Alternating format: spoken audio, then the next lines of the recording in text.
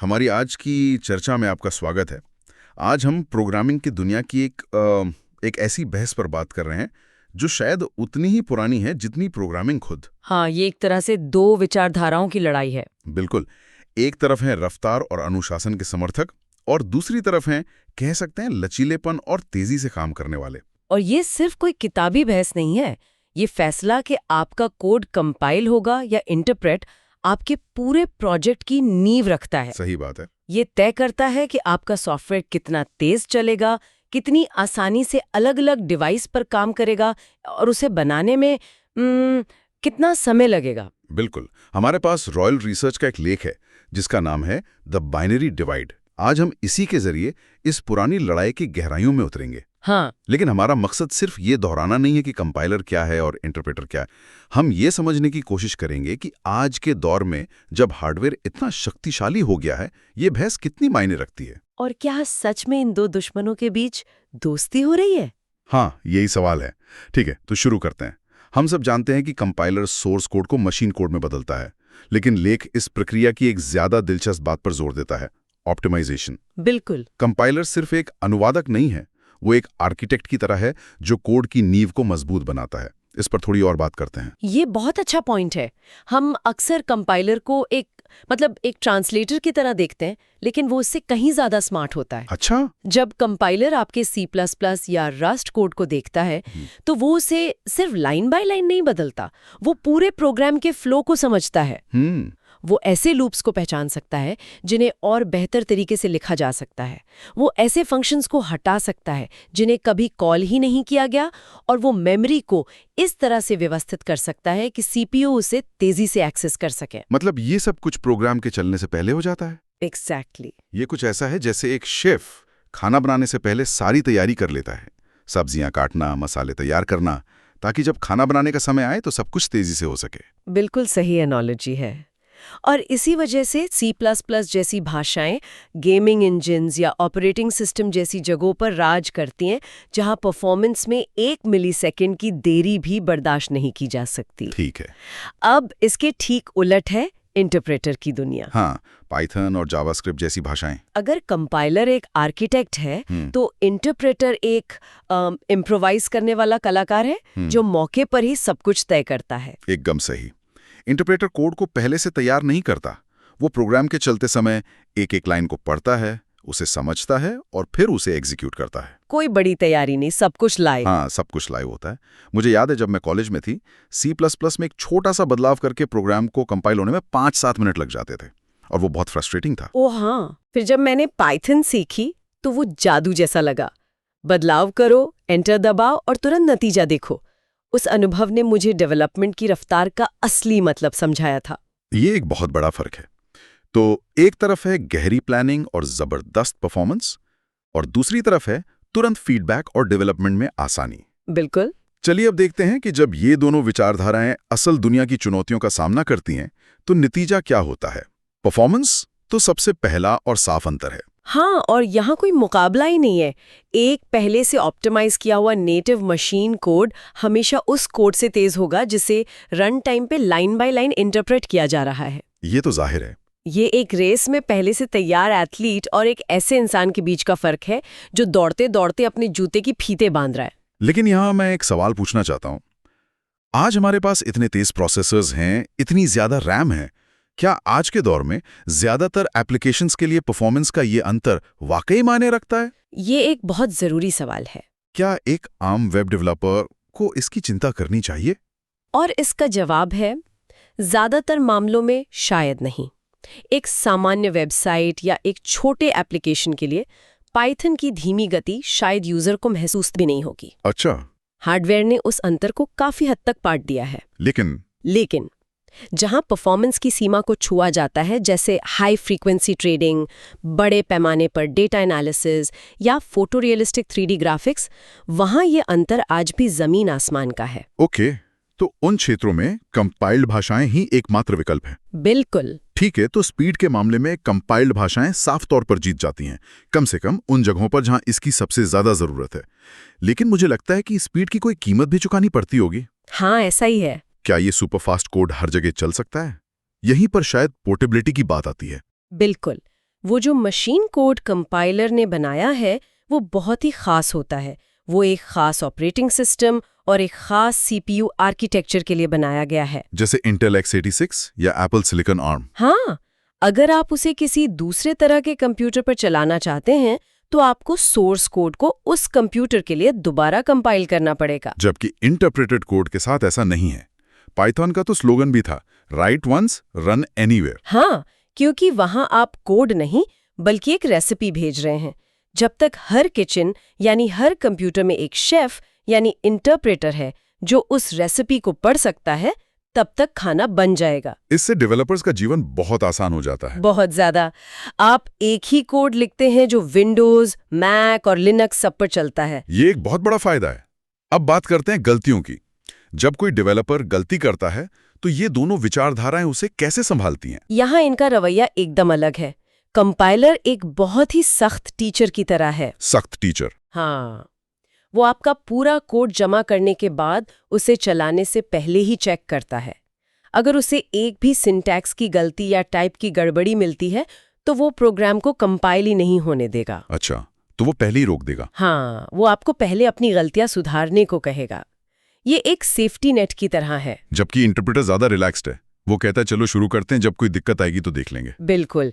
Interpreter को गलती का पता तभी चलता है जब वो रन टाइम पर उस लाइन तक पहुंचता है जिसमें गड़बड़ है। इसका एक बड़ा खतरा है। हाँ, हो सकता है आपका प्रोग्राम 99% समय ठीक चले, लेकिन एक खास परिस्थिति में जब वो उस एक गलत लाइन पर पहुंचता है तो वो अचानक क्रैश हो जाता है। और ये प्रोडक्शन में एक बहुत बड़ा सिरदर्द बन सकता है। बिल्कुल। और आखिरी पहलू जो खासकर बड़ी कंपनियों के लिए जरूरी है, कोड की सुरक्षा। ये एक बहुत बड़ा व्यापारिक मुद्दा है। कंपाइल्ड भाषाओं के साथ आप ग्राहकों को सिर्फ बाइनरी फाइल यानी एग्जीक्यूटेबल देते हैं। ये एक तरह का बंद बक्सा है। कोई इसे आसानी से खोलकर ये नहीं देख सकता कि अंदर का मैकेनिज्म कैसे काम करता है। आपके बिजनेस लॉजिक और एल्गोरिदम सुरक्षित रहते हैं। और इंटरप्रेटेड भाषाओं के साथ आप अक्सर सोर्स कोड ही दे रहे होते हैं। कई मामलों में हाँ, जैसे कि जावास्क्रिप्ट में किसी भी वेबसाइट का कोड ब्राउज़र में आसानी से देखा जा सकता है। सही बात है। पाइथन एप्लीकेशंस में भी सोर्स कोड को छुपाना मुश्किल होता है। इससे आपकी इंटेलेक्चुअल प्रॉपर्टी चोरी होने का या आपके कोड को रिवर्स इंजीनियर करने का रिस्क बढ़ जाता है। ठीक है, तो अब तक की तस्वीर साफ है। एक तरफ है स्पीड, सख्त एरर चेकिंग और सुरक्षा। दूसरी तरफ है डेवलपमेंट में तेजी, पोर्टेबिलिटी और लचीलापन। ऐसा लगता है कि आपको हमेशा एक को दूसरे के लिए छोड़ना पड़ेगा। लेकिन फिर लेख में जावा का जिक्र आता है जो इन नियमों को तोड़ने की कोशिश करता है। एक मिनट, ये तो बढ़िया अजीब बात है। हाँ, कोई चीज एक ही समय में कंपाइल्ड और इंटरप्रेटेड दोनों कैसे हो सकती है? ये जावा के डिजाइन की सबसे बड़ी खूबी है और इसने मॉडर्न प्रोग्रामिंग पर बहुत गहरा असर डाला है। अच्छा। जावा के निर्माता एक ऐसी भाषा चाहते थे जिसमें C++ जैसी परफॉर्मेंस हो लेकिन पाइथन जैसी पोर्टेबिलिटी भी। तो उन्होंने एक बीच का रास्ता निकाला। और वो रास्ता क्या था? जब आप जावा का कोड लिखते हैं तो वो पहले एक कंपाइलर से गुजरता है, लेकिन ये कंपाइलर उसे किसी खास मशीन के लिए मशीन कोड में नहीं बदलता। तो फिर वो उसे एक मध्यवर्ती यूनिवर्सल फॉर्मेट में कंपाइल करता है जिसे बाइट कोड कहते हैं। आप इस बाइट कोड को एक तरह की यूनिवर्सल असेंबली लैंग्वेज समझ सकती हैं। ठीक है, तो आपके पास एक कंपाइल्ड फाइल तो है, लेकिन वो किसी भी सीपीयू पर सीधे नहीं चल सकती। तो फिर वो चलती कैसे है? यहीं पर दूसरा हिस्सा आता है। हर डिवाइस पर, चाहे वो विंडोज पीसी हो, मैकबुक हो या एंड्रॉइड फोन, एक खास सॉफ्टवेयर होता है जिसे जावा वर्चुअल मशीन यानी JVM कहते हैं। JVM, हाँ सुना है। ये JVM उस बाइट कोड को लेता है और उसे इंटरप्रेट करता है और उसे उस डिवाइस के नेटिव मशीन कोड में बदल देता है। तो ये कंपाइलेशन और इंटरप्रिटेशन का एक हाइब्रिड मॉडल है। बिल्कुल। वाह, तो आपको कंपाइलेशन के कुछ फायदे मिलते हैं क्योंकि कोड पहले से स्ट्रक्चर्ड और कुछ हद तक ऑप्टिमाइज्ड होता है। और JVM की वजह से आपको इंटरप्रिटेशन वाली पोर्टेबिलिटी भी मिल जाती है। एकदम सही। लेकिन क्या इससे परफॉर्मेंस पर असर नहीं पड़ता? क्या ये इंटरप्रिटेशन वाला स्टेप इसे धीमा नहीं कर देता? शुरुआत में ऐसा ही होता था। शुरुआती दिनों में जावा को धीमा माना जाता था। अच्छा। लेकिन फिर JVM में एक क्रांतिकारी टेक्नोलॉजी आई जिसे कहते हैं जस्ट इन टाइम कंपाइलेशन या JIT, और इसने सब कुछ बदल दिया। ठीक है, इस JIT कंपाइलेशन को थोड़ा और आसान भाषा में समझाइए। ये जादू जैसा लगता है। ये वाकई कमाल की चीज है।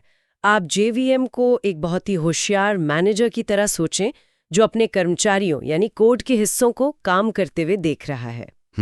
जब प्रोग्राम चलना शुरू होता है तो JVM शुरू में सब कुछ इंटरप्रेट करता है, लेकिन साथ ही वो ये भी नोट करता है कि कोड का कौन सा हिस्सा बार बार इस्तेमाल हो रहा है।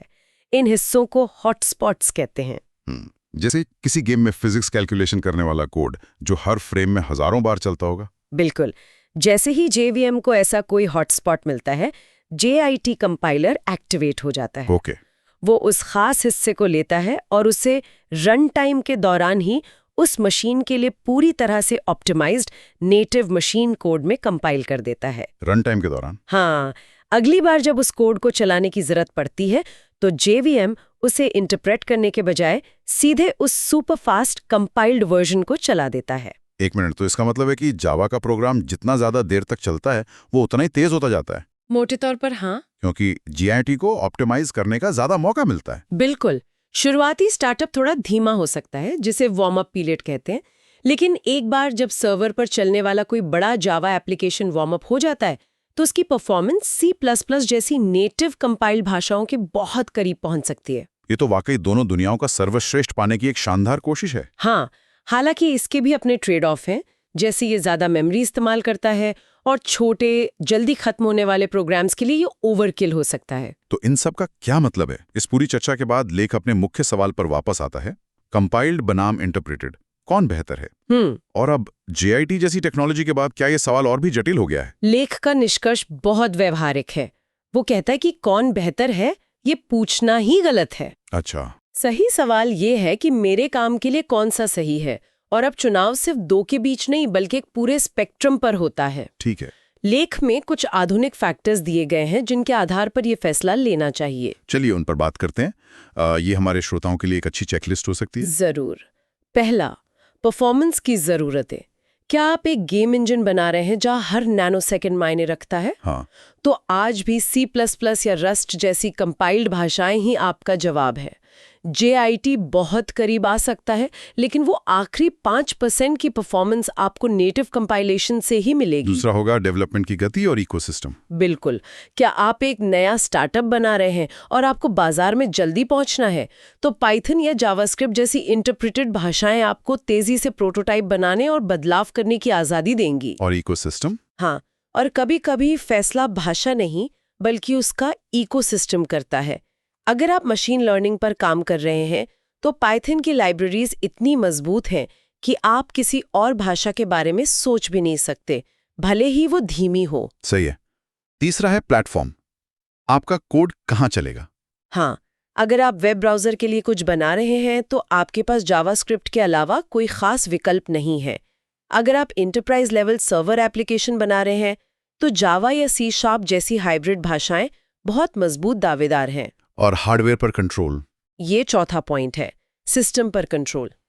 अगर आप एक ऑपरेटिंग सिस्टम, एक डिवाइस ड्राइवर या एक एम्बेडेड सिस्टम के लिए कोड लिख रहे हैं जहां आपको मेमोरी को सीधे मैनेज करना है, तो कंपाइल्ड भाषाएं ही आपको वो ताकत देती हैं। तो सबसे बड़ी सीख ये नहीं है कि कंपाइल्ड और इंटरप्रेटेड की लड़ाई में कोई एक विजेता है। नहीं, बल्कि ये है कि ये लड़ाई अब पुरानी हो चुकी है। हाँ, अब फोकस इस बात पर है कि इन दोनों की ताकतों को कैसे मिलाया जाए। बिल्कुल।